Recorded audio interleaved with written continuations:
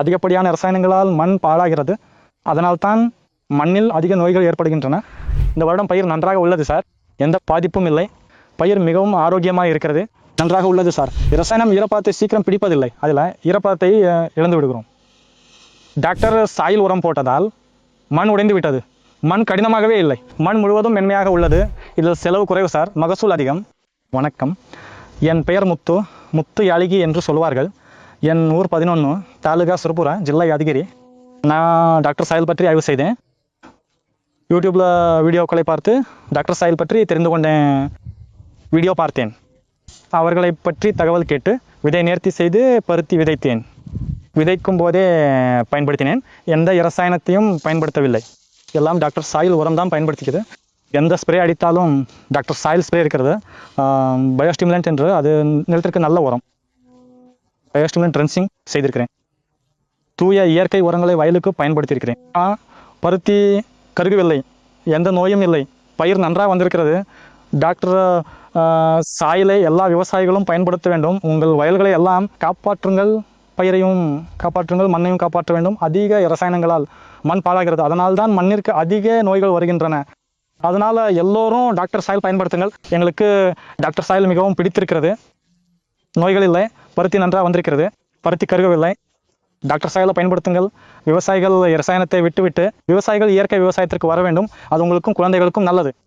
நம் குழந்தைகளுக்கும் மண் மிச்சம் இருக்கும், இல்லை என்றால் நம் மண் அழிந்துவிடும் சார். 4 வருடமாக டாக்டர் சாயில் உரம் தான் பயன்படுத்துகிறேன் சார். போன முறை ஏக்கருக்கு 13 குவிண்டால் கிடைத்தது, இந்த முறை 14-15 குவிண்டால் வரலாம். இந்த வருடம் பயிர் நன்றாக இருக்கிறது சார், எந்த பாதிப்பும் இல்லை. பயிர் மிகவும் ஆரோக்கியமாக இருக்கிறது, நன்றாக உள்ளது சார். செலவில் இரசாயன உரங்களை பயன்படுத்தினால் நமக்கு இரட்டிப்பு செலவாகும். இதில் செலவு குறைவு சார், மகசூல் அதிகம். செலவு குறைவாக ஆகிறது சார். இரசாயன உரம் என்றால் 4-5 மூட்டை போடுவோம், அதில் 4000 ரூபாய் செலவானால் இதில் 2000 ரூபாய் தான் செலவாகும். மகசூல் அதே அளவு தான் சார், ஆனால் செலவு அதிகமாகிறது, மகசூல் குறைகிறது. இங்கே மகசூலும் அதிகமாகிறது. இரட்டிப்பு செலவு சார், இரசாயனத்தில் இரட்டிப்பு செலவு, இதில் குறைவான செலவு. 4000 செலவானால் 2000 ஆகும். அதுக்கு சார் வேர்கள் அதிகமாக இருக்குது.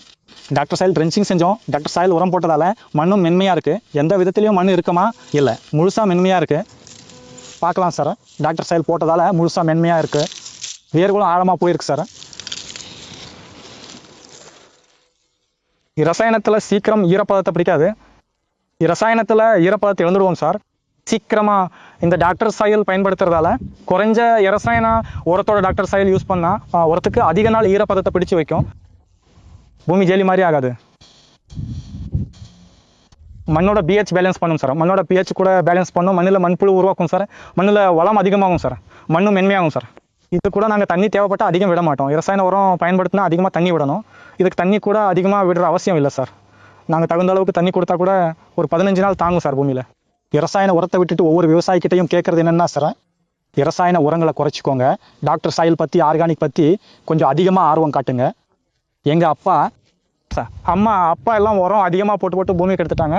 நோய்கள் அதிகமாகி ரசாயனம் யூஸ் ஆகுதுங்க சார். முடிஞ்ச வரைக்கும் எல்லா விவசாய நண்பர்களும் டாக்டர் சாயில் ஆர்கானிக் யூஸ் பண்ணிக்கோங்க. ஆர்கானிக்கில் தான் நம்ம ஃபியூச்சர் இருக்குது சார் நம்மளோடது.